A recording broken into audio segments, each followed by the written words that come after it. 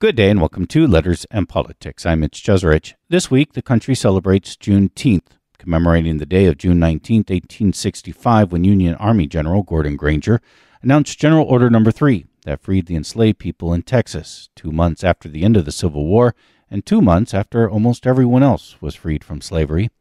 Today, we are going to be in conversation about not just the history of Juneteenth, which we will do, but also the meaning of it, and putting Texas back at the center of it, while over time it has become more like a national holiday, even though it's not quite federally recognized yet.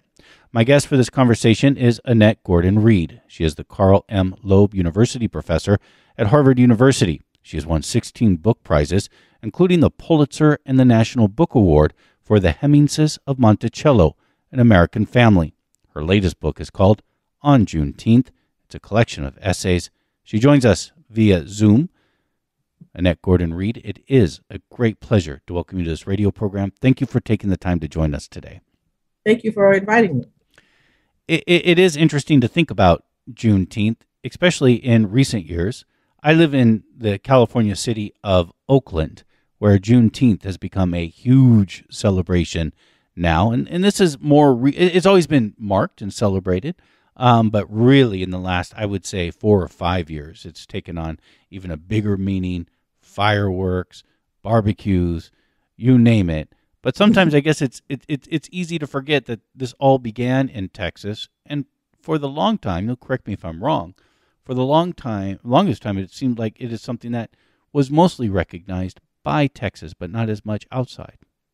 Yes, exactly. I grew up thinking of it as just a Texas holiday and pretty much strictly a Black Texan holiday when I was a kid. Of course, it became a state holiday in 1980, but I thought that this was something that was very local and pretty much confined to Black people. And I was sort of surprised when I went off to college and found that other people were celebrating the holiday as well.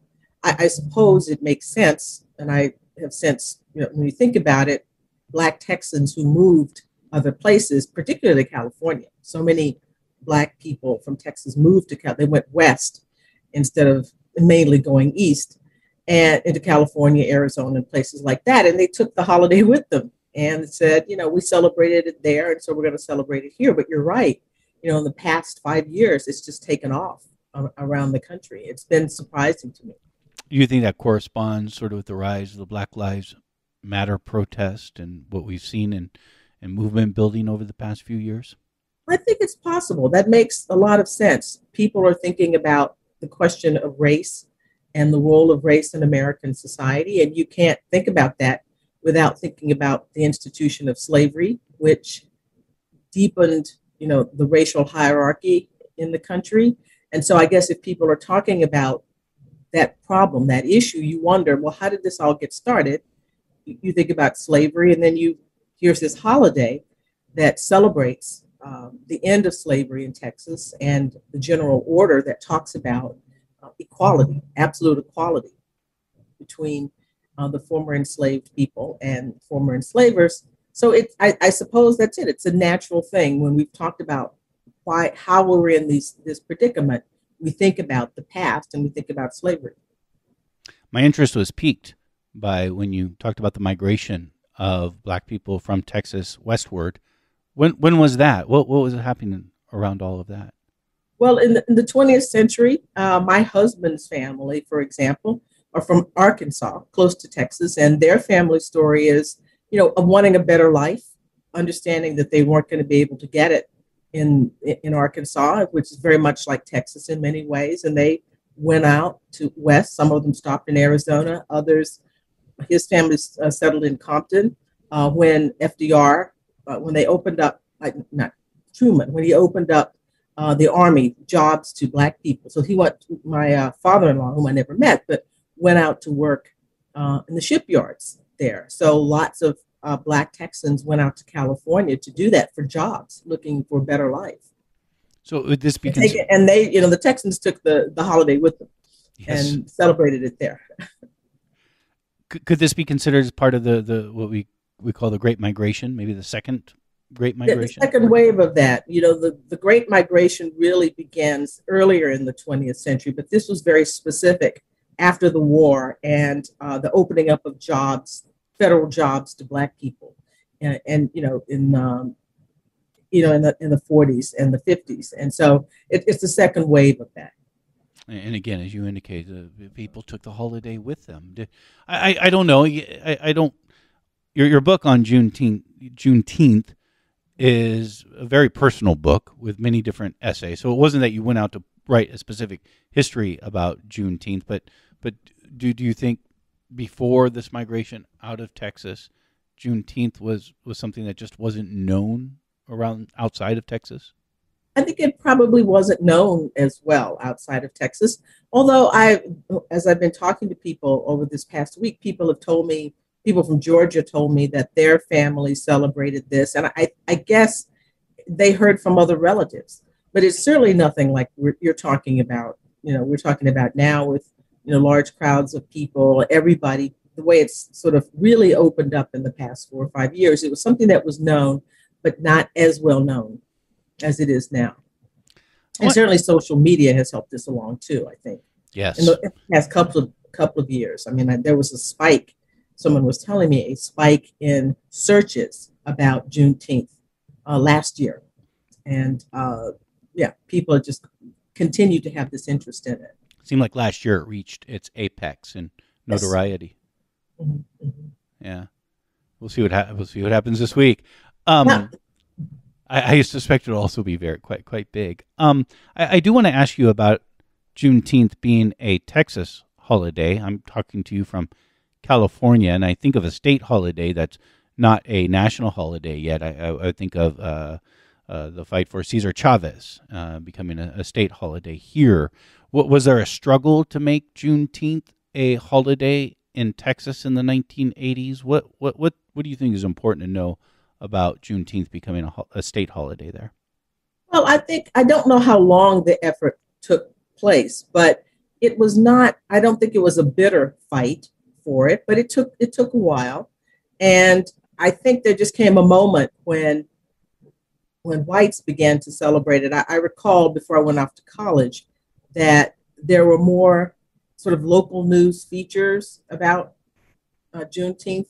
And when people see, an opportunity to barbecue and to go to picnics and have a good time, I think the sort of cultural acceptance of it in Texas preceded the actual vote. So it wasn't. I don't recall it being, a knockdown, drag out fight about it, because it was something that has been celebrated in Texas since 1865, and people would have known. White people, whether they celebrated it or not, knew about it. And so it's just, there's sort of a path dependency here. This is something that people do. And then it just extended. They thought it was worthwhile making it a state holiday because it had become so established in the lives of Texans. So Juneteenth goes back again to June 19th, 1865. Do people start commemorating it beginning the very next year in 1866? Yes, the records indicate that they did. And the Freedmen's Bureau, which was set up a little after Granger got to Galveston and made this announcement, encouraged celebrations. People celebrated on their own. This is one of the themes that has emerged from my conversations over the past couple of weeks and listening to other people talk about what it meant to them. Is this a family holiday?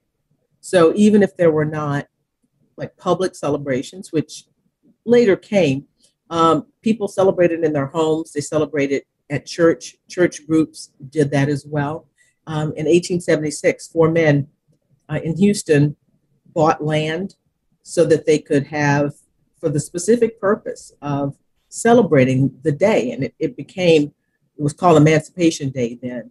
And it became Emancipation Park, which is still in Houston, which I've been to. I've celebrated Juneteenth at Emancipation Park when we didn't do it at home, and that was a place to go to do it. So yeah, this is, some people say that it's the longest continuous celebration of emancipation in the country. Now, people in Boston say, hey, wait a minute, we celebrate January 1st Emancipation Day, linking it to the Emancipation Proclamation.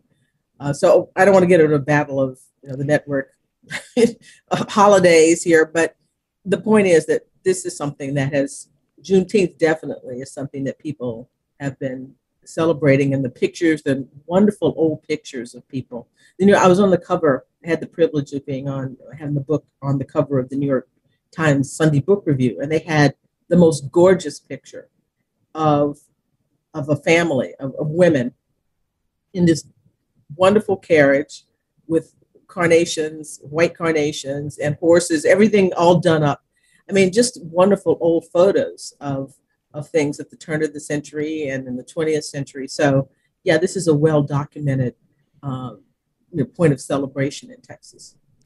What was life like for formerly enslaved people in Texas after 1865? And was there a danger in celebrating Juneteenth, or then known as Emancipation Day? Mm-hmm. Well, it was rough.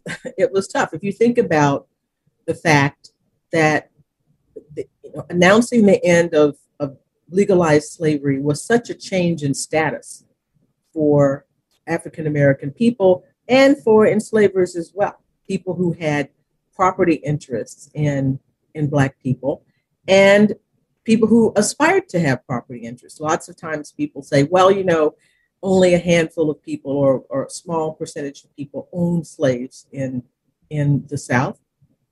But a lot of people aspired to ownership because they were items of property, and property has been at the center of Anglo-American life too. It's not just, this is a British, Anglo-American life, property is central. And we recoil at this idea of property and people, but it existed. So there were people who resented the fact that they would no longer be able to aspire to becoming owners of enslaved people.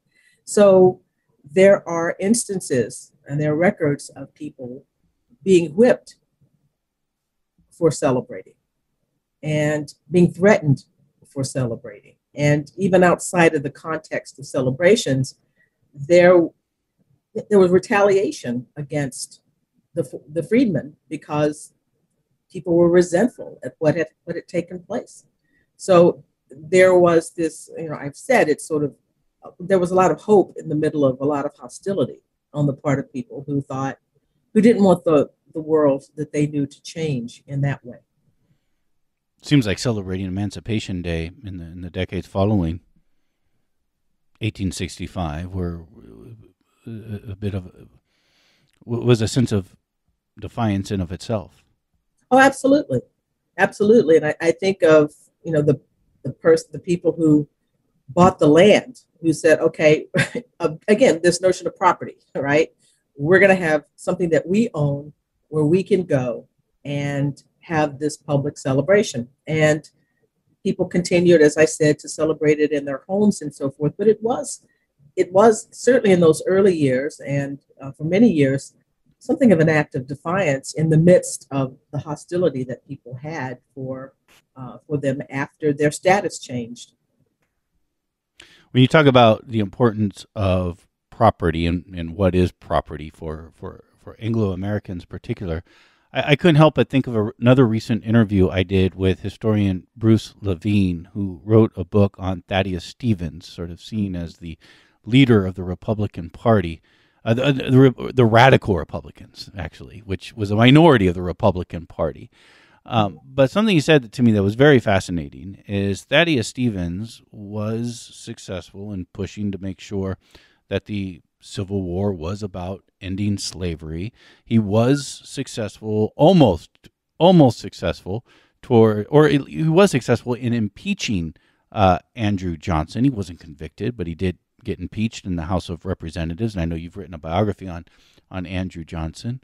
But where the Republicans drew the line when it came to Thaddeus Stevens, sort of the leader of the Republican Party, is when Thaddeus Stevens started pushing for the redistribution of land in the South.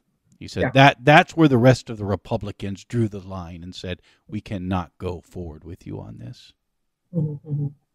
And that would have made all the difference in lots of ways. That's what the freedmen wanted, was land, because land represented independence. I mean, it not just to them, but to everybody. That was the thinking, that you could, if you had land, you could feed yourself, you could be self-sufficient, and take care of your family. And without land reform, the freed people were, in fact, beholden to, still tied to their former enslavers.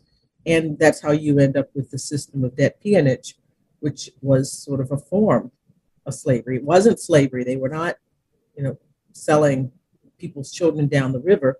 But, well, in some ways they apprenticed them. I mean, there's some really dicey things that went on with that. But yeah, land reform was what they wanted, and that was considered to be a bridge too far, because they wanted to break up the plantations and redistribute land. But the thing about it is, there was land that wasn't plantation land that they could have been given. But this is counterfactual history, and historians, I mean, you do that to sort of make points, but you do wonder what would have happened if there had been land reform, if they had been given property and the opportunity to make way for themselves, rather than being held hostage, essentially, to the people who had held them as property. This is Letters on Politics, and we are in conversation with Annette Gordon-Reed, who's a professor of history at Harvard University. She is the author of the book that we are in conversation about, called On Juneteenth. Annette Gordon-Reed, it is my understanding that your family has been celebrating Juneteenth for quite some time, that your family goes back generations in Texas. Mm-hmm. Yes. On my mother's side, as I've been able to, as far as I've been able to uncover, back to at least the 1820s, and my father's family, the 1850s and the 1860s. So, and most of my family's there. I was talking to somebody the other day who was saying that they had family all over everywhere, but most of my family, for the most part, is in Texas, in various places in Texas, but in Texas. So yeah, this goes very, very deep, and it was nice and very moving to go back and find records and things that were related to my family in Texas, and talk about them in the book, and to think about them.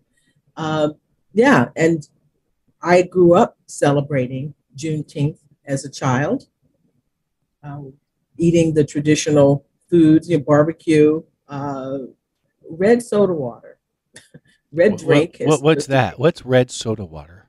Well, so do you know what soda water is? I'm a Californian. I mean, I thought pop. Maybe. I thought probably. Some people call it pop. I guess in the North they call it pop, soda pop, or whatever, soda. And we, in the old days in the country, we called it soda water. And then, of course, everything was a Coke, no matter what it was, whether it's 7-Up or Dr. Pepper, it's a Coke. But for the most part, soda water. And you were supposed to drink red drink, some sort of red drink, barbecue, and goat. For some reason, our family didn't eat goat, but that was associated with Juneteenth. And, it was like the best way I could describe it is like the 4th of July for Black people. When I was growing up, that's what it was. And we had firecrackers. I played with firecrackers when I was a kid. I can't believe we had matches and firecrackers below the age of 10. And so it was a community day, and it was a family day.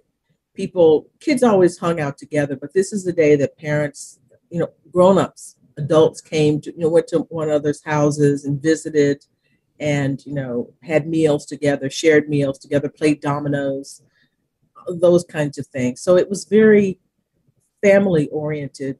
It is a very family-oriented holiday. One person was telling me the other day that his family timed their family reunions around Juneteenth. And so it was a day for gathering. And you think about, what that meant to people long ago who always lived with the fear of being separated from their family by sale or gift. And after the Civil War ended, they set about lots of people traveling, trying to find lost children, spouses, and so forth. So this notion of family, coming together as a family, is really important, and it's central. And I think it's a big part of Juneteenth. If I'm reading too much into this, you'll let me know, but I did notice that you said that you're supposed to drink a red drink. Is there a reason for that? Well, I don't know what it is. A reason has been offered, but as a historian, I have to say the caveat is that very often these legends, these stories, things get grafted onto stories that may not have actually been there. But what I have heard is that red is supposed to symbolize the blood of the sacrifice of people who were enslaved. So it's not just red soda water, but there's red velvet cake, strawberry pie. I think some people say they eat red is important. And I read somewhere that hibiscus tea was what they would have had. Obviously, they didn't have soda water in the 19th century. So hibiscus tea was what people drank, and that was sort of the red drink that people had. But I don't know. I haven't. That's one thing, and I don't have to go to the archives and try to chase down. But that's the answer that I've read at least one place. So I need a few more sources for that. Must be really interesting as a professionally trained historian talking about Juneteenth and the history and the meaning of Juneteenth, and then also as somebody who's also lived through these traditions and how you mend the two, how you have to separate the two. Mm-hmm. No, it is. It's looking back at. I've been writing for all of my career as a historian about other people, writing about other people's families and making, determinations about their families and knowing all of the lines of the families and all of this kind of thing, and looking at family stories and deciding what is real and what's not likely real. But to have to do that in the context of your own family is interesting, and you still have to have some degree of detachment about it. But in the book, when I'm not sure about things, or I say that this is the story that I was told or whatever, to just sort of convey that it's not, I don't know the final answer to all of these kinds of things, but you have to apply, I think, the same kind of care, but you have a bit more freedom. I think what I'm talking about myself and my family, or I feel that I have a bit more freedom to do that. But it's an interesting enterprise, just as I was saying about the red drink. I've been told what the answer is, but I still want to find out more definitively what it actually is. In researching your family genealogy, you mentioned you went around, got far back, sort of in the middle of the 19th century. It's sort of common for a lot of, especially Black Americans. There's sort of this wall that people run into at around that time. Can you talk to me about that? What that's about? Well, the real wall is 1870, because that's the census after slavery, and that's when they appear, as individuals in the census. If you have the records of the people who enslaved your family, you can look at plantation records, for example, and maybe pull some things forward. I know names because one of the things that happens with these early censuses, they ask the people where they were born and where their parents were born. So, when I say back to the 1820s, I have a great-great-grandfather knowing when he was born and where his father was born. So I don't know the name, but I know, where, when he was born and where he was born. And so that's about the most you can get unless you actually know where the people, your ancestors, were enslaved. And then there might be records. I mean, slavery was a business, and people keep track of businesses, particularly if it were a large, and in person who enslaved lots of people. there would be records of those folks, and people have found their relatives in those kinds of records. And with DNA testing, there can be more definitive answers about this. But being part of a business and being part of inventory, there was a reason for people to keep those records, and sometimes people can access them if they have a family history that tells them where their family lived. They can get it from there, not the census during those years, in years before 1870, but in plantation records. Were you able to find records about your own family and no, I have not, because I've not looked. Mm-hmm. That may be something to do next, to try to figure that out. I was talking mainly now, the people that I talk about mainly in this book are my great grandfather, my great grandparents, who were not enslaved, but and who are in the census. And I know about things that they did. And so I talk about them and a few family stories that I know about their parents. But that is something that I would like to try to tease out more of. I suspect your great grandparents were talking sort of towards the end of the 19th century, the late 1800s. Yeah. What did you find out about them when it came to Juneteenth? Well, I talked to my great grandmother, who lived until I was 11. I really wish, this is one of the great regrets that I have, is not paying more attention to her when she talked about things, or not asking her questions about things. But there were a couple of occasions when she talked about the importance of Juneteenth. Her mother had been enslaved as a child, had been freed by her father, who was her owner as well, along with her mother. And so my great grandmother knew someone who had been enslaved, even as a child. And her mother married a man who had been enslaved until the end of the Civil War. He lived into the 20th century. So these are people who knew. It shows you how close we are to this. Yeah. My great grandmother knew through her mother, who'd been enslaved. I knew my great grandmother. That's not long ago. That's not far off. And so when people think that, all of the legacies of slavery, all of the cultural attitudes, all the customs and beliefs that, still flow from that are over just because the law pronounced it, it's just unrealistic to think that all of this stuff just disappears. It is interesting to think about how our perception of time changes as we get older. And in another year, I will be hitting 50. And now if I think about my own life and, just sort of 3 lifespans and just times it by 3, which doesn't seem that many, we're sort of getting into this era. It really does change our perception of time. Mm-hmm. Mm-hmm. Yeah. For example, I remember thinking when I was a kid, the 1920s was a long time ago, but now it was 50 years from when I was born, But now I'm looking back like, but the 1980s or 70s weren't that long ago, but still the same oldies, amount of time. Oldies stations now are the 90s. Right. That 90s were just like yesterday, right? Yeah.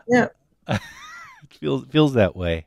I am interested in DNA testing and how that has changed these studies in your field. Again, you won the Pulitzer Prize for your book, the Hemingses of Monticello, obviously about the Sally Hemings and her descendants. How has DNA changed your field? Well, now there's a basis for people to find their families. You get a sense of the degree of intermixture that happened during slavery. At Harvard, I have not actually worked with, but I hope to formally work with people, but geneticists who have been doing, who are population geneticists, and they were talking about the Mississippi Delta and finding huge concentrations of European Y male chromosomes in Black males there. Every male has a Y chromosome, and the same Y chromosome that your father, your grandfather, your great-grandfather, your great-great-grandfather had. And if you had sons, and that would continue, doesn't recombine. So you can tell lineage from that. And one of the things they said was that this is just, it's such a heavy concentration of it. And people don't think about the fact that slavery was not just making people work for no money. There was rape involved in slavery. There were, in some instances, people who formed what you could call authentic bonds with one another, but mainly rape that's happening in slavery. And there's an intermixture of this. Something I read somewhere that they did some studies of NBA players, some percentage of them, and a large percentage of them had European Y male chromosomes. So you're talking about people who were enslaving not just people, but sometimes, some instances, people who were their children and their relatives, and that was not an uncommon thing. Some people cared about that and maybe freed their children. Other people didn't care at all. Most people probably didn't care at all about that. The connection wasn't significant to them. So DNA opens up. This opens this up. For the longest time, historians wrote as if this kind of thing was rare.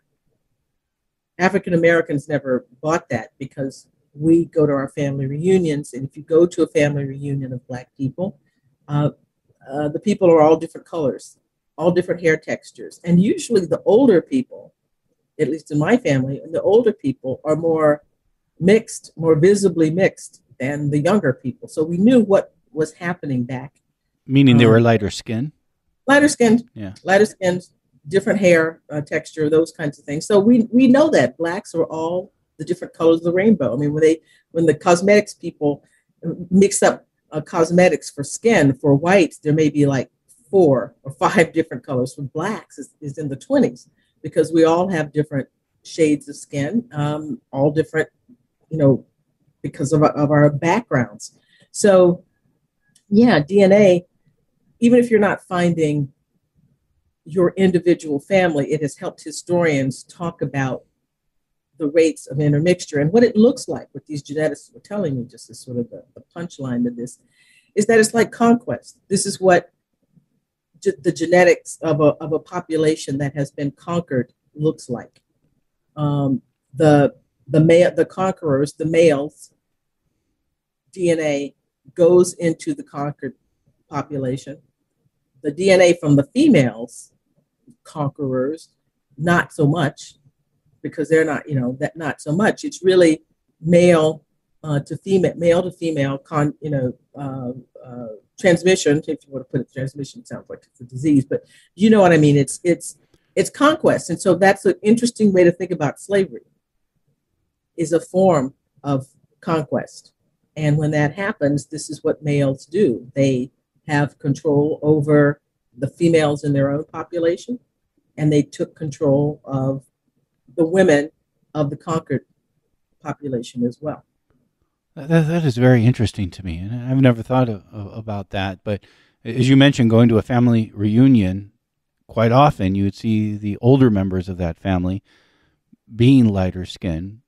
Mm-hmm. I don't know. I mean, this may be way off, but would that suggest a closer relationship to slavery? But well, no. I mean, I'm just saying that after slavery ends, even after slavery ends, the practice of having Black women as, mistresses, and people don't like that word. It's certainly using it for slavery, but relationships, having 2 families, a white family and a Black family, that kind of thing was not uncommon in the South. They continued with that.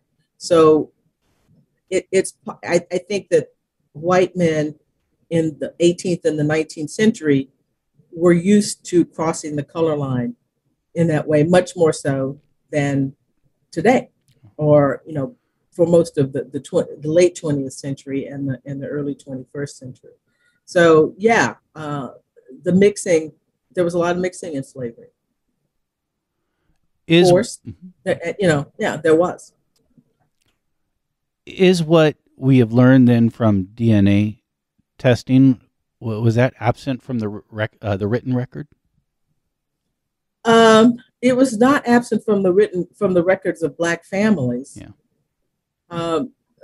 White families were not talking about this. It's very rare that they would be talking about this in their correspondence, in their letters. But visitors to the South, from the North to the South, remarked upon it all the time. The number of, the word they would use, mulattoes, the number, we would say mixed race people, just astounded them, because that's probably not something that they had thought about. Not having many Black people in New England or in the North, we're talking about in the early years there, they remark upon this, that this was something that happened quite often, but not families themselves talking about this very much.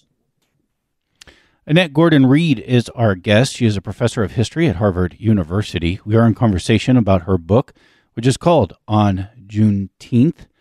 Annette Gordon-Reed, I do want to ask you a little bit more about the history that led to Juneteenth. Again, it is on June 19th, 1865, Union Army General Gordon Granger announced General Order Number 3 that the people of Texas, the enslaved people of Texas, were now freed. This is 2 months after the end of the Civil War, which my assumption is, but every time I make an assumption, I find out I'm wrong.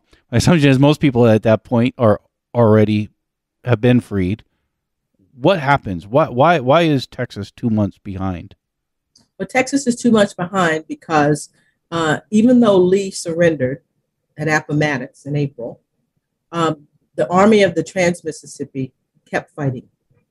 And there were more battles. In fact, the last battle they won in near Brownsville, but they knew by then that the war effort was futile. And at the beginning of June, they surrendered. So when they surrendered, when the armed conflict finally ends, that's when Granger goes into Texas and makes this pronouncement.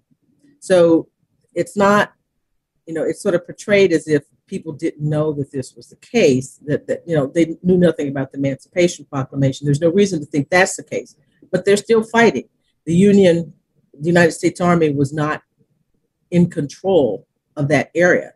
And that's, emancipation came in the areas which the Army controlled. But that wasn't the case in Texas. So when they surrender, I think it's June 2nd, that's when Granger makes plans to go there. And then he announces this general order. Some people say he stood on a balcony and said it. Other people say that his soldiers went through Galveston saying it, but it could have been both. We don't know. But we do know, there are indications that people in Galveston, enslaved people in Galveston, knew ahead of time what he was going to say. Because there are reports of people asking them why are they celebrating? And they said, because we're going to be free. And this is before June 19th. So the grapevine, port cities, Galveston is an island, and Port City, information travels pretty quickly to places like that. And enslaved people had a way of communicating with one another as people traveled, carrying messages or running errands and doing various things. But people were anticipating what was going to happen. Is Texas still fighting the war after Lee surrenders? Has Texas ever stopped fighting the war? Has Texas ever stopped fighting the war? Well, I do mean specifically though, between yeah.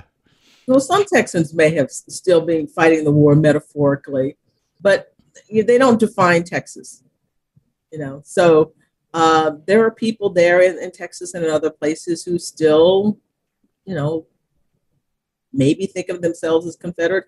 Probably in Texas think of themselves as part of the Texas Republic, more than a part of the Confederacy. Strangely enough, when I was growing up, I don't remember seeing the Confederate flag that much. I think I would generally, I have a vague memory that it may have been flying, once at the courthouse or on a bank somewhere. But Texas really, really was into Texas. It was the Texas state flag. And one of the last times I was there driving around, I saw more Confederate flags than I had seen my entire life there. So something has changed. We were so Texas focused when I was growing up, and now it's the Confederate. I mean, and the Texas flag is everywhere there in Texas now too, but the Confederate flag is much more present than when I was young. So there's a political change that's taken place there that's actually quite interesting. Not focusing on the Republic, not focusing on Texas, but on the Confederacy. Did the narrative of the lost cause that we'd see in the south of the country and then really take over the rest of the country, did that take hold in Texas too? Well, I guess it kind of has. I think one of the things that distinguished Texas, I mean, for me, from the Deep South, when I started writing about Virginia, for example, writing about Monticello and for Virginia, is how Texas has billed itself as being so forward looking. It's about the future, what's next. Whereas the Deep South, to me, and now all these people from these states are going to be mad at me for saying this, but it struck me as much more into their past and notions of an aristocracy in Virginia and our traditions in Virginia. I mean, people do that a bit in Texas, but Texas is they're like wildcatters. I mean, the idea is that, what's next? We're moving forward. Let's do, and so worshiping the past in that way, that sort of lost cause kind of way, seems to me, and I'm a Texan, so I could say this, seems antithetical to what I have always taken to be the spirit of Texas. I mean, it's not that you forget the past, but you don't live in it. I mean, the idea is that you take the things that are good from the past and you continue to do them. Things that are weighing you down, things that are hurting you, you discard and you move on and you move forward. So, but I do think that with the appearance of those flags now, I think that they're, in recent years, more than I recall seeing, there seems to be a sort of resurgence, maybe of sort of lost cause ideology. Do you think that's because of demographic changes that are happening to Texas? We keep hearing that soon, just around the corner, Texas will be a purple state rather than a reliable red state. Well, I think it's demographic changes.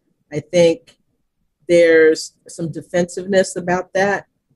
Some of the measures designed to stop people from talking about race and talking about problems, and with the changing demographics, when the demography changes, when the people change and have power, they want to do things their way. They want some input into how things are run, and the people who have been running it may resent that. And some of this is a reaction to teaching history in ways that were probably, well, I would imagine, I would hope, although I had great history teachers, but we didn't really talk very much about these issues. But I think that now, from what I've been able to gather, schools around the country are trying to be more inclusive. They're talking about, slavery. They're talking about unpleasant topics, what people consider unpleasant topics.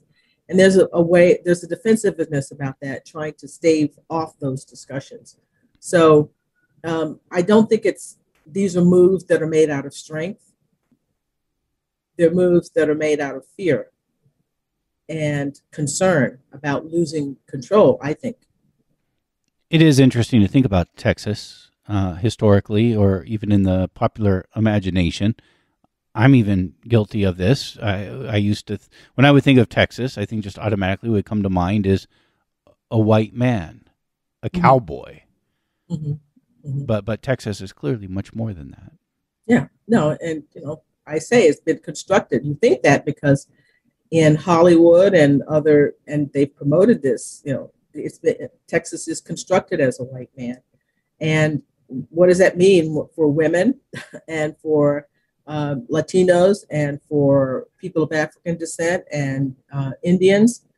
or Asian people now. I mean, Houston is incredibly diverse city, and the thing about Texas is that it has been diverse from the beginning. You know, it's not like a place that became diverse over time. It started out with, you know, indigenous people, Anglos, Mexicans, Black people from the very beginning. So that cultural mix has always been there, and we've been grappling with that from the very beginning. Before we wrap up, I do want to return to a question I asked earlier, just for clarity, and that was the amount of time between the end of the Civil War and June 19th, 1865. And I asked if Texas was still fighting the war. Were they still fighting the war up until sort of mid-June, before the Union Army arrived? They were fighting, into the summer. I think probably the end of May. I should know the date precisely, but it's May, and then they surrender on June 2nd. And so that's when, Granger goes in. Well, was there an idea at the time that even though Lee and the South had surrendered, we're Texas, we could hold off on this. We could be that's even probably independent. it. I mean, it's pretty far from Virginia to Texas in this, now and then, certainly then. And I do think that there was something about having been a republic, its own republic, and fairly recently, and not wanting to give in and not having been occupied, that made them stubborn. And that's the kind of thing that's a part of the notion of Texas that people trumpet, but sometimes being stubborn, it depends on what you're being stubborn about. And there's a good side to it and a bad side to it. You begin your book On Juneteenth by saying that as celebrations of Juneteenth spread across the country, you weren't entirely pleased at first about that, because you thought this was a Texas thing. This was your thing. Yeah. Now, I had a proprietary attitude towards it, and that has since left me because I realized that it's something that marks an important milestone in human rights. It didn't solve the problem of race in Texas. Everything wasn't rosy, but legalized slavery ended, and everybody should be willing to celebrate that. And I'm happy if people are willing to go along with this and say that this is an important date. And certainly, since it is an occasion for families and communities and for people to get together, I'm all for that. You think it should become a national holiday? Sure. Why not? I think there definitely should be a day to commemorate, to talk about emancipation. Emancipation was a process during this time period. So it has the advantage that practically all states already have some form of recognition of it. It's in the summer. There is no competing. There are other days that might be people could offer, say January 1st, the Emancipation Proclamation, or the 13th Amendment, the ratification in the end of December 1865, when slavery, as a lawyer, I have to say this, legally ends. That's right. But you can see the problem just saying those dates, December 31st, January 1st. Do you want another holiday on those days? And probably no. You're inviting, a situation where you're going to be continually aggrieved because people are going to be celebrating New Year's or Haitian, Liberation Day or Kwanzaa or whatever. Juneteenth, it's a fun word. People like it. People like to say it. It's already in place in all but about 3 states. It's in the summertime. It's perfect for family get-togethers and community get-togethers. So I think it's a good candidate. And I actually hope it does become a national holiday. Although this is not why I wrote the book. It wasn't top of my mind when I was doing that. But as I think of it, I think it's fitting if it were to become a national holiday. And I have given up my proprietary attitude. But finally, is there anything significant to know that you know of how we change the name, how the name goes from Emancipation Day to Juneteenth? No, I don't know the precise moment when that happens, becomes Juneteenth. I just think it's one of those words. Words just kind of come into to usage. But as I said, it's a fun word. It is fun. An inviting word. But are we missing the emancipation point? No, I don't think so. I don't think so, and I think emancipation is problematic because we know. I mean, the status did change, but you don't want to become too celebratory. You don't want to make claims when you realize that there were people who were still, who were forced into, not legally, but were constrained and made to work for nothing because the army wasn't there to fix things. So emancipation is good, but and the good side of it, the really good side of it, is that we know that a lot of enslaved people emancipated themselves and went forward. But I think if we say Juneteenth and we explain what that is, we get emancipation in there. And I don't think people will forget that. And people do know what it is still. Yeah, they'll know what it is. Yeah. Annette Gordon-Reed has been our guest. She is the Carl M. Loeb University Professor at Harvard University. She is a Pulitzer Prize-winning author, and she has joined us for a conversation on her latest book. It's called On Juneteenth. Annette Gordon-Reed, I've enjoyed our conversation very much, and I thank you very much. Thank you for inviting me.